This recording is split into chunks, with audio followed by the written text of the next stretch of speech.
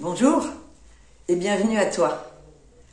Dans ce passage de Matthieu que nous avons entendu à la messe ce matin, Jésus nous invite à une très grande maîtrise de nous-mêmes. En effet, il rappelle ce qui est dit dans la loi, le commandement de l'interdiction de tuer. Et il invite ses auditeurs, c'est-à-dire nous, toi et moi, à aller beaucoup plus loin. Il nous commande de ne pas nous mettre en colère après un de nos frères, de n'insulter personne et de ne traiter personne de fou, ce qui semble être une insulte ou une injure énorme, puisqu'elle est passible de la géhenne de feu, c'est-à-dire de l'enfer. Cela me paraît un idéal très difficile à atteindre. Je dois reconnaître que je me mets assez souvent en colère pour des raisons qui n'en valent vraiment pas la peine. Je peux m'énerver après un automobiliste qui ne démarre pas assez vite au feu vert, après un de mes petits-enfants qui n'écoute pas ce que je lui dis ou qui n'obéit pas. Bref, j'ai de multiples occasions dans une journée de faire exactement le contraire de ce que Jésus me demande. C'est très décourageant. Sauf si j'écoute la première lecture et si je crois ce que dit le prophète Ézéchiel.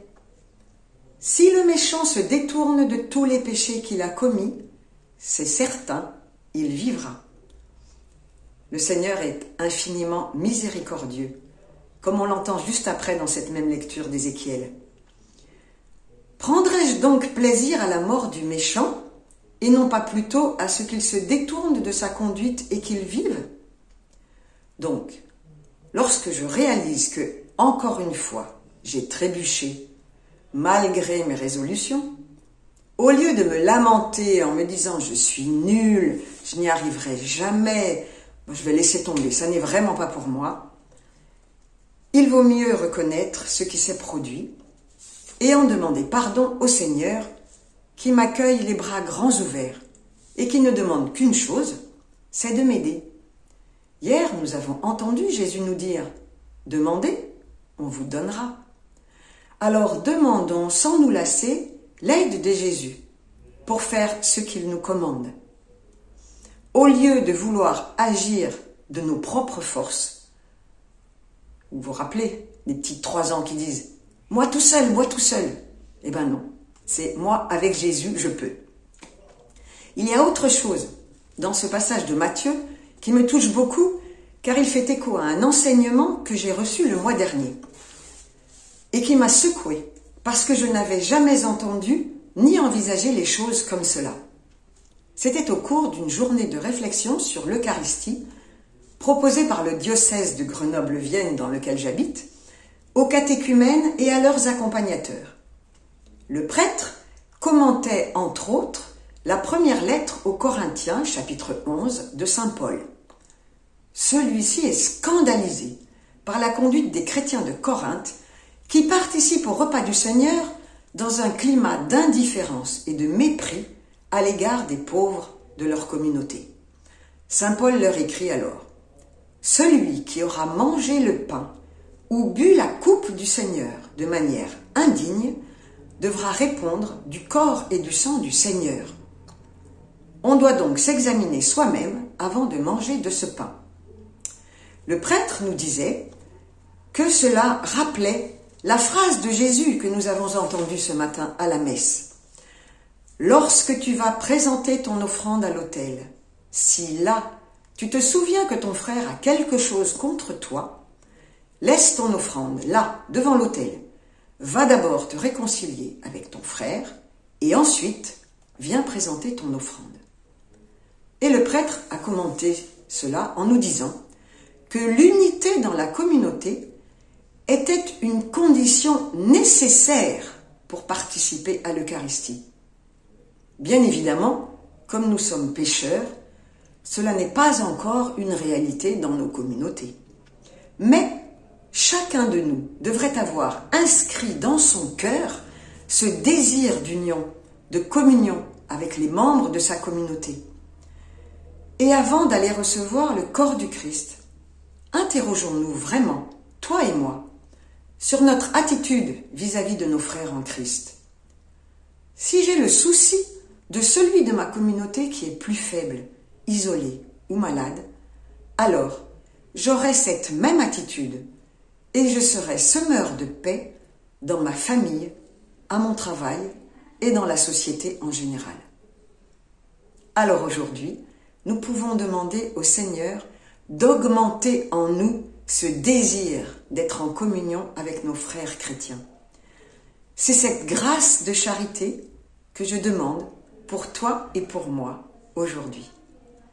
Bonne journée et à bientôt.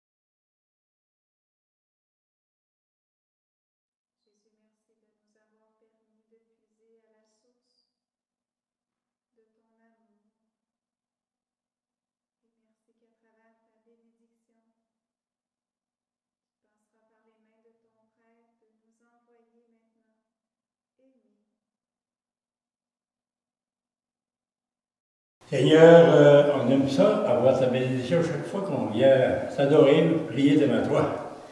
Alors, Seigneur t'envoie en mission. Autrefois, les 72, c'était nos ancêtres qui sont partis. Jésus avait dit, guérissez les malades, chassez les esprits mauvais, et allez.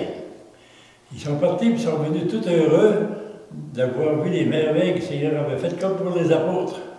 Alors, il t'envoie en mission. À travers la bénédiction, je vais demander que le Seigneur t'accorde les mêmes grâces que les 72 premiers qui sont partis en mission, afin que tu reviennes tout heureux ou heureuse d'avoir vécu les mêmes événements que les apôtres, la même voie, que les disciples ont vécu cette semaine-là. Au nom du Père et du Fils et du Saint-Esprit. Amen.